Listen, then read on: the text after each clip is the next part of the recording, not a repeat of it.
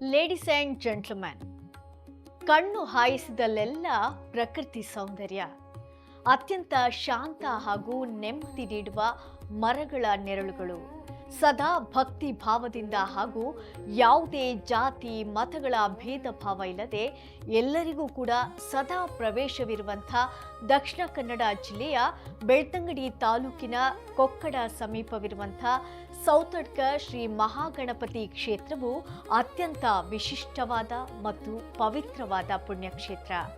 ಈ ಕ್ಷೇತ್ರದ ಹಿನ್ನೆಲೆ ಮತ್ತು ವಿಶೇಷತೆಗಳನ್ನು ನೋಡ್ತಾ ಹೋಗೋಣ ಬನ್ನಿ. ಎಸ್ ವೀಕ್ಷಕರೇ, ನೆಲ ಜಲ ಭಾಷೆಗಾಗಿ ಪ್ರಾಮಾಣಿಕ ಪತ್ರಿಕೋದ್ಯಮ.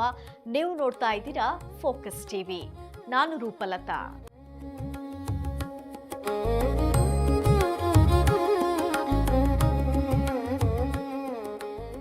ಈ ಸುಂದರ ರಮಣೀಯ ಮಹಾಗಣಪತಿಯ ನೆಲೆ ನಿಂತಹ ಈ ಜಾಗವು, ಇದಕ್ಕಿಂತ ಮೊದಲು ಈ ಪ್ರದೇಶದಲ್ಲಿದ್ದಂಥ ಒಂದು ದೇವಸ್ಥಾನವು ಪರಕೀಯರ ಆಕ್ರಮಣಕ್ಕೆ ಒಳಗಾದಾಗ ಅಲ್ಲಿನ ಪುರೋಹಿತರು ಮತ್ತು ಭಕ್ತರು ಗಣಪತಿಯ ವಿಗ್ರಹವನ್ನು ರಕ್ಷಿಸಲು ಅಲ್ಲಿಂದ ತೆಗೆದುಕೊಂಡು ಬಂದರು. ಸುದೀರ್ಘ ಪ್ರಯಾಣದ ನಂತರ ಅವರು ಈ ನಿರ್ಜನವಾದಂಥ ಕಾಡಿನ ಪ್ರದೇಶಕ್ಕೆ ಬಂದು ತಲುಪಿದ್ರು. ಆ ಸಮಯದಲ್ಲಿ ಅಲ್ಲಿ ಹಸುಗಳನ್ನ ಮೇಯಿಸುತ್ತಿದ್ದಂಥ ಗೋಪಾಲಕರು ಈ ವಿಗ್ರಹವನ್ನ ಕಂಡು ಸಂಭ್ರಮಿಸಿದ್ರು. ದೇವರಿಗೆ ನೈವೇದ್ಯ ಮಾಡಲು ಅವರ ಬಳಿ ಬೇರೇನೂ ಇರಲಿಲ್ಲ. ತಕ್ಷಣವೇ ತಾವು ಬೆಳೆದಿದ್ದಂಥ ಸೌತೆಕಾಯಿಗಳನ್ನ ಕೊಯ್ದು ಗಣಪತಿಗೆ ಅರ್ಪಿಸಿದ್ರು. ಅಂದಿನಿಂದ ಈ ಗಣಪತಿಯು ಈ ಬಯಲು ಪ್ರದೇಶದಲ್ಲೇ ನೆಲೆಸಿದ.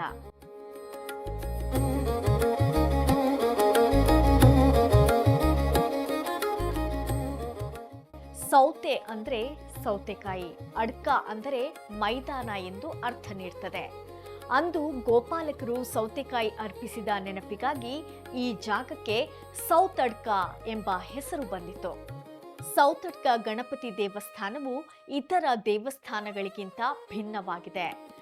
ಗರ್ಭಗುಡಿ ಇಲ್ಲದಂಥ ದೇವರು. ಇಲ್ಲಿ ಗಣಪತಿಗೆ ಯಾವುದೇ ಗೋಪುರ ಅಥವಾ ಗರ್ಭಗುಡಿ ಇಲ್ಲವೇ ಇಲ್ಲ.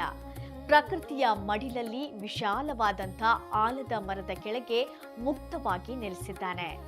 ಗಂಟೆಗಳ ಹರಕೆ ಇಲ್ಲಿನ ಪ್ರಮುಖ ಹರಕೆ ಅಂತಾನೆ ಹೇಳ್ಬೋದು. ಭಕ್ತರ ಇಷ್ಟಾರ್ಥಗಳು ಈಡೇರಿದಾಗ ಇಲ್ಲಿ ಬಂದು ವಿವಿಧ ಗಾತ್ರದ ಗಂಟೆಗಳನ್ನ ಕಟ್ಟಿ ಹೋಗ್ತಾರೆ. ಹೀಗಾಗಿ ದೇಗುಲದ ಸುತ್ತಲೂ ಕೂಡ ಸಾವಿರಾರು ಗಂಟೆಗಳನ್ನ ನಾವು ನೋಡಬಹುದು. ಸೌತೆಕಾಯಿ ಪ್ರಸಾದ. ದೇವರಿಗೆ ಸೌತೆಕಾಯಿಯನ್ನ ಪ್ರಸಾದವಾಗಿ ಅರ್ಪಿಸುವುದು ವಾಡಿಕೆಯಾಗಿದೆ. ಇಲ್ಲಿನ ವಿಶೇಷವಾದಂಥ ಸಂಪ್ರದಾಯ ಅಂದ್ರೆ ಸೌತೆಕಾಯಿಯ ಒಂದು ನೈವೇದ್ಯ. ಈ ದೇಗುಲಕ್ಕೆ ಯಾರು ಬೇಕಾದರೂ ಕೂಡ ಹೋಗ್ಬೋದು. ಯಾವುದೇ ಜಾತಿ ಮತದ ಭೇದವಿಲ್ಲದೆ ಎಲ್ಲರಿಗೂ ಕೂಡ ಇಲ್ಲಿ ಪ್ರವೇಶವಿದೆ. ಇಲ್ಲಿನ ವಾತಾವರಣವು ಕೂಡ ಅತ್ಯಂತ ಶಾಂತಿಯುತ ಮತ್ತು ಭಕ್ತಿಯಿಂದ ಕೂಡಿದೆ.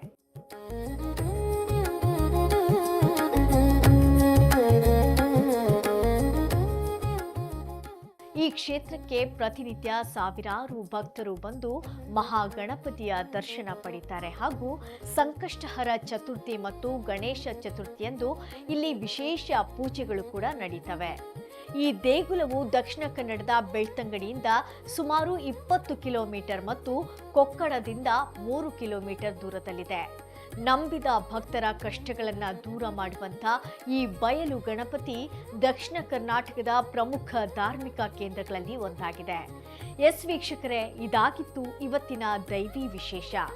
ನೆಲ ಜಲ ಭಾಷೆಗಾಗಿ ನೋಡ್ತಾ ಇರಿ ಫೋಕಸ್ ಟಿವಿ.